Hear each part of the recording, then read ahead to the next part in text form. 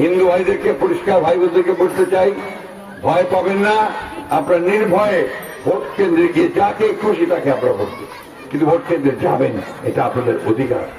মুসলমান ভাই বোনদেরকে বলতে চাই, আপনারা বহুদিন 15 বছর ভোট দেন নাই, এইবার গিয়ে সঠিকভাবে আপনাদেরকে পছন্দ করেন, তাকে ভোটটা দিয়ে আসেন। আর এবার আমার কথা বলে আমি শেষ করব। আমি 91 সাল থেকে আপনাদের এই এলাকায় আসি, তাই না? ভোট চাই, কাজ করি, আবার আসি, আবার পালাই। পুলিশ তারা করে না পাওয়া যায়, অবশ্য পালাবাও পারো না, সে গ্রেপ্তার করে দিয়ে যাচ্ছে। ঢাকাতে বাসা থেকে নিয়ে গেল আমাকে, তারপর জেলে নিয়ে গেল। জেলে নিয়ে যাওয়ার পরে শুনলাম যে আমার স্ত্রীর খুব অসুখ, অপারেশন করতে হবে। আমাকে জেল থেকে মুক্তি দেয়নি, ওই আমি জেলে থাকা অবস্থায় আমার স্ত্রীর অপারেশন করতে। বন্ধুগণের অত্যাচার নির্যাতন আমি সহ্য করছি, কিন্তু আমি কখনো মাথাটাকে নত করি নাই।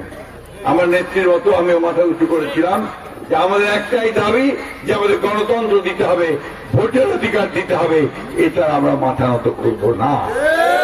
সেটাই পেয়েছি ইনশাআল্লাহ। এখন আমাদের দায়িত্ব হচ্ছে একটা সুন্দর সুষ্ঠু নির্বাচন করা, দেশের শান্তি শৃঙ্খলা ফিরায় নিয়ে আসা, দেশের জন্য একটা সুন্দর ভবিষ্যৎ তৈরি করা। তবে সবাই একমত আছেন তো? নতুন একটা মার্কা আছেন আপনাদের সামনে।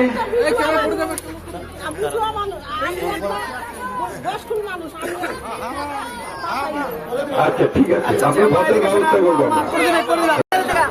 কিষাণ ছাত্রকে ছাড়ানোর সময়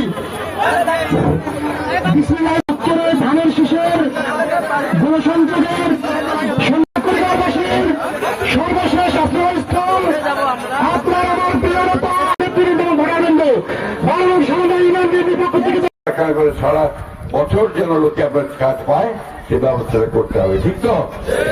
আমি কিন্তু ডিপ টিউবওয়েল গুলো আপনাদের চালু করছি, যার ফলে আমাদের কৃষক ভাইরা কাজ পায়, যেখানে আমাদের অনেক লোক কাজ পেয়েছে, চাকরি পেয়েছে, এবং ভুট্টার ব্যবসা করতে।